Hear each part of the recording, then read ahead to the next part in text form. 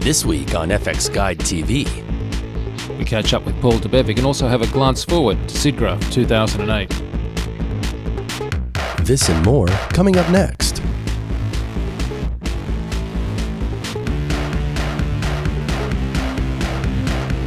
Hello and welcome to a special FX Guide TV preview for SIGGRAPH 2008. Last week, Mike caught up with Paul Debevec, one of the fathers of HDR, to discuss his latest research and take a look at this year's SIGGRAPH conference. Now, Paul has developed many of the technologies used to create photorealistic virtual characters and environment for feature films and games, and he's been heavily involved in SIGGRAPH for the last few years. Thanks, Ange. And thank you, Paul, for joining us. Nice to have you back. Great to be back.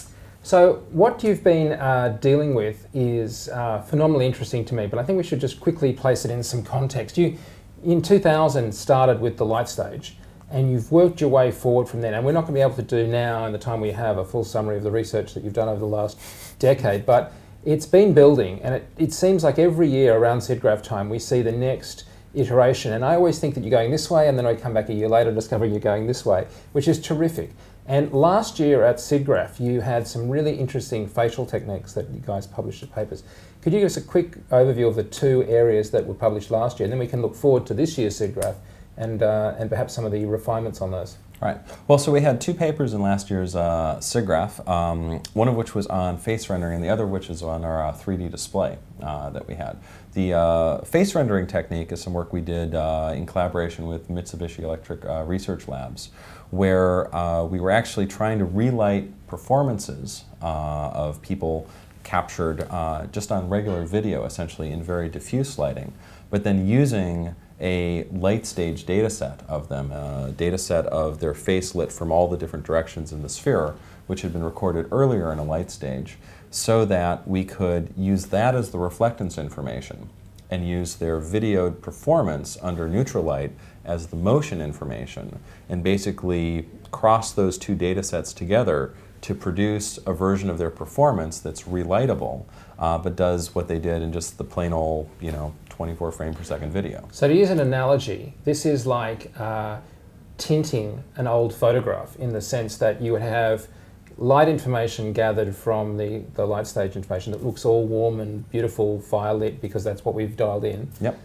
A very bland, effectively, video footage, and we're tinting the video footage on the basis of the footage that we're getting from the colour one, but not on the basis of just broad brushstrokes now. We're talking about quite detailed lighting information. And that's remarkable, because up until that point we'd been thinking that to get the variation of lighting on the target, Guy B, we'd have had to have stuck Guy B in one of the light stages. Mm-hmm. Right, and shot them at high frame rates and gotten all of those directions at thousands of frames per second, like we'd done in SIGGRAPH 2005. And of course the other thing that's exciting is that the opportunity of getting an actor to deliver their performance in a light stage isn't so good, but deliver a performance maybe on a sound stage was much more viable. It's obviously a much lighter weight setup if you just have to put the person in diffuse light. You could set up a whole bunch of soft boxes around there.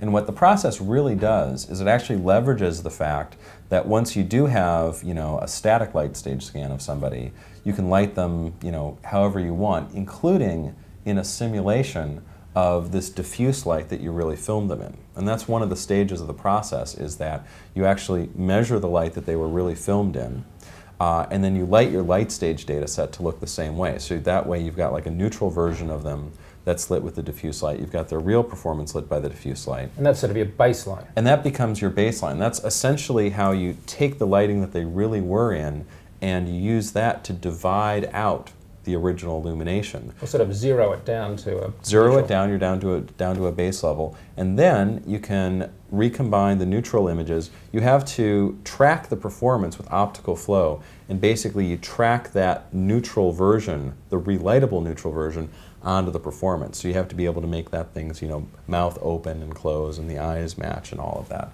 And there's some effort in the paper to adapt good optical flow algorithms to do that. But once you do, you just basically have this relightability map on top of it, such that when you multiply the new lighting on, it will produce the hard shadows, it'll produce the specular reflections, it'll produce all of the, all those interesting effects that are the benefits of getting a light stage data set of someone. And then from that, there seemed to be, and so if I thought you were going this direction with that kind of research, you now seem to have done a sort of a whole lot of interesting, I'd say, breakthrough work in separating diffuse and specular on faces, which, as I say, is this kind of, obviously it's in the same zone of research, but it seems to be a beautiful new tangent upon which to explore. Can you just run us through that, basically? Yeah, well, on facial reflectance, there's basically some light that, bounces right off the front surface. That's the specular reflection. And the other light is, light that gets underneath the skin, scatters around a bit, and is either, absorbed, in which case we never see it again, or it comes back out after being blurred around and tinted a little bit toward the skin color. Which is what we model or simulate with subsurface scattering. Absolutely.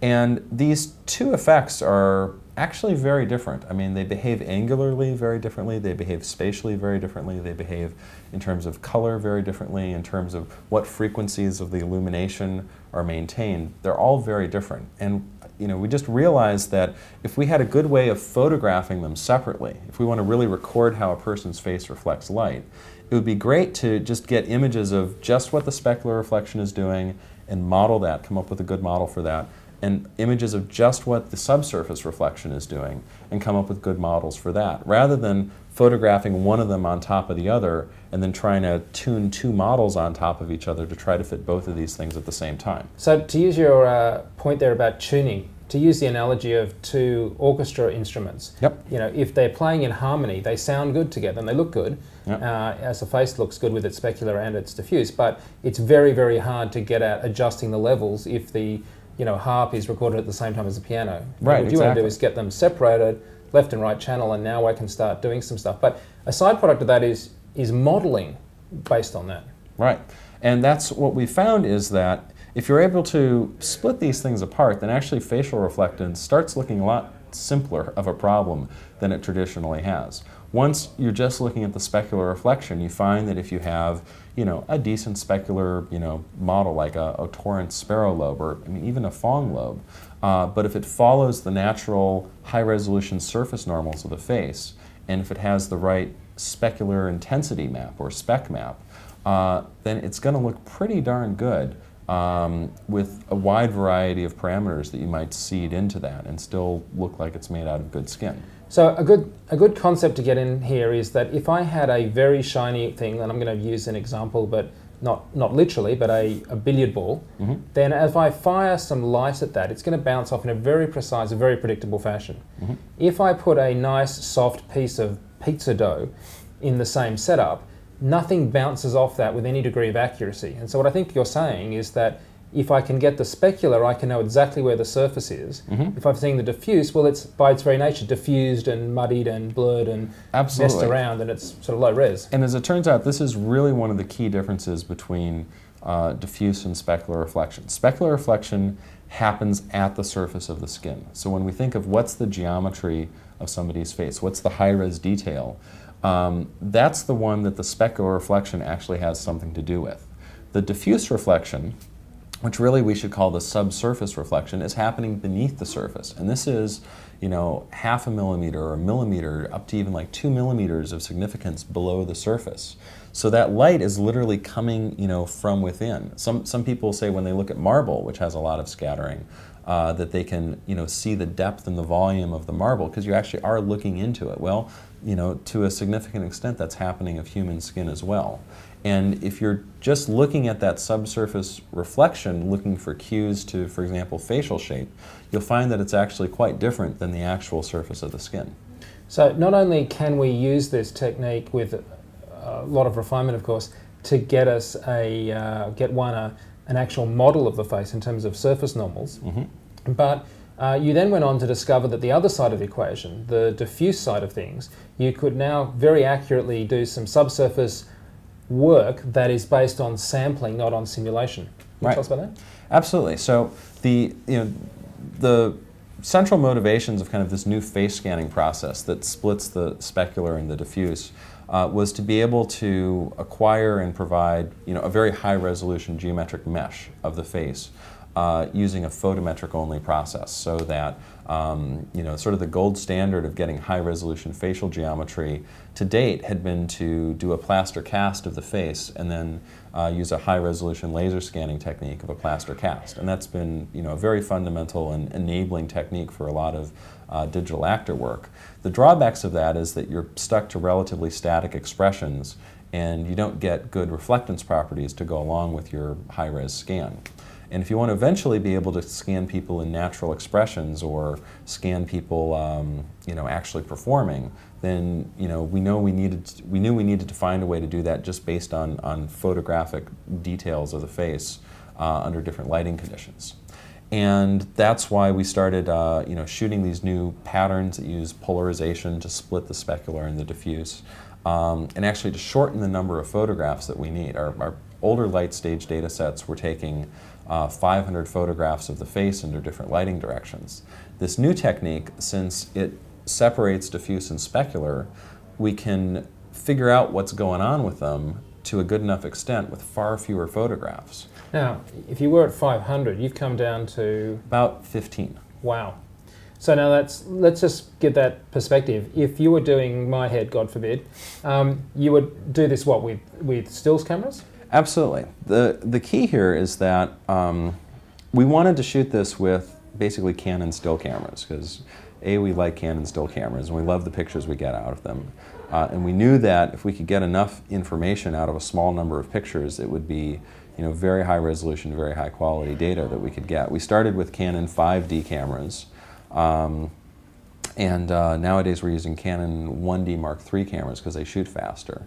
But we found a way in about 15 photographs to shoot high-resolution geometry, diffuse maps, spec maps, and surface normal maps of a face. And in a short enough time, 3 seconds, that an actor can hold relatively natural expressions. So you can really see what's going on with the face when it gets into different poses and use those to help build your digital characters.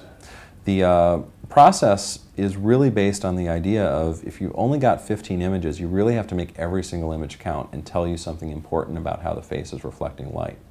And to get the best possible rendition of that, we separate diffuse and specular reflection. It turns out these things are pretty different phenomena that don't have all that much to do with each other. Specular reflections are the color of the light source, whereas diffuse reflections, or really we should call them subsurface reflections, it's the light that doesn't reflect off the surface that gets in before it comes back out and scatters around a bit. Those tend to be the color of the skin, although that color actually changes depending on what angle it comes in and goes out, depending on how deep it gets in there. Specular reflections tend to be like a relatively sharp, although dull, specular lobe, or I should say not perfectly sharp specular lobe. You get very broad, diffused reflection from the subsurface scattering. And specular reflections happen right at the surface, so it's just one bounce off the face, there it goes. And the subsurface scattering, bounces around a bit. The red light travels, a couple millimeters sometimes before coming back out. The green and the blue light less, but still some distance before getting out there. So let's discuss that for a second, because what your research has done is once you've separated the specular from the diffuse, you've actually found it's incredibly powerful to consider the different wavelengths of light split along the lines of RG and B across the spectrum. Right. So one of the things that we've also found is that, because the red light travels further than the green light underneath the skin, that the actual, shape of the detail of the skin seems different in the red channel than the green channel than the blue channel. And if you've ever taken, a nice studio photograph of a face in Photoshop and hit Control 1, Control 2, Control 3 to just look at the red channel, at the green channel, at the blue channel in black and white, you'll see that you get 3 very different stories told about what this face looks like. These different channels of light, in the case of an organic tissue that has subsurface scattering, the light that's reflecting is actually coming from different places in the skin, from the surface or a little beneath the surface or a little deeper beneath the surface, the longer the wavelength. So the normal maps that you read off actually show different amounts of skin detail. And the red shows the least detail because it scatters the most within the skin.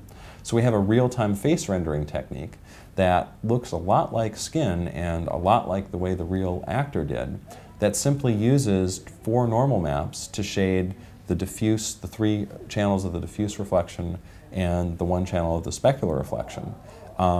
And it's just absolutely trivial to implement and can be done in real time. Trivial to implement, and yet you're modeling, or rather sampling accurately, the different wavelengths reacting differently with human skin, which is adding a whole level of realism that, to the final rendering. Yeah, I mean, it really gives it that organic, skin-like look without having to do any simulation of the diffusion of light beneath the surface, because essentially, the higher order bits of that have just been measured, and then they're being thrown into the shader through this set of different normals. Well, it's superb, but I've got to ask you, because last year, of course, at the event of SIGGRAPH, you were with the Electronic Theatre and the Computer Festival in the role of organising, and this year, of course, you're coming back. Looking forward to SIGGRAPH itself, what are you kind of looking forward to in the broader terms, other than just the specific work from your team? I think it's going to be exciting with it back in LA. We'll have a lot of the LA crowd there. We're going to be able to see, they've expanded the Computer Animation Festival considerably, and they're going to have whole evenings of special events with studios. It'll be interesting to see how that works out. I'm kind of missing the Electronic Theatre. I think we're all going to miss the Electronic Theatre a little bit. Maybe it'll come back sometime in the future. I hope but so. SIGGRAPH is always a grand experiment to some extent, and we'll sit back and see how it goes on that one. I think we'll have a very lively exhibit floor. We've worked on a collaboration with a company called Imagemetrics on doing a realistic animated face. That's a combination of their video-based animation technologies and some of our high-resolution scans that they're going to unveil there at their booth, and they're doing an exhibitor tech talk on Wednesday. Let's see here. We're going to see a whole new set of cool papers. Things, architectural modeling from the automated architectural modeling from photographs using some of these new advanced computer vision techniques is showing up. There's a neat paper from the Max Planck Institute about 3D scanning very specular objects using fluorescent immersion range scanning, which is going to be pretty cool. Wow. And there are a couple more surprises out there. And the classes, which used to be the courses, you're involved with a couple of those as well? If people want to. Yeah, after an enjoyable break off from the HDR image-based lighting course last year, we were asked if we could do it again as a curated class this year. So I've worked with Greg Ward and Eric Reinhard to update, make significant updates to that course, and we'll be running that one again. And I also got invited by Ramesh Raskar from MIT and Jack Tumlin from Northwestern University to join their class on a very important, very hot and still gaining steam topic in computer graphics called computational photography, which actually our new high-res face scanning process is a form of computational photography, because we're using photographs to compute surface normals off of an object. And in general, when you're doing funny things to your camera, like putting little cutout shapes in between the elements of your lens to get weird out of focus region shapes, so you can compute depth or change the viewpoint in images, or doing specially coded illumination patterns on your scene so that you can compute depth or normals or things that wouldn't naturally have been captured with a regular camera, then you're doing a form of computational photography, and it's going to be an exciting course. It is a wild area of the science, and also great fun, because it's like mixes both the maths and actually the sort of getting out there and literally breaking your lenses apart and having some fun. Well, thank you so much for taking time to talk to us, and we really appreciate it. Absolutely. Always a pleasure, Mike. Thanks, Mike. And next time we'll be on the ground in LA for SIGGRAPH 2008. And it should be a good one this year, because LA always puts on a killer SIGGRAPH with a huge turnout. Well, here at FX Guide TV, we like to hear your thoughts. So email me at fxgtv@fxguide.com and tell me what you're thinking. Well, until next time, I'm Angie Richards. So see ya.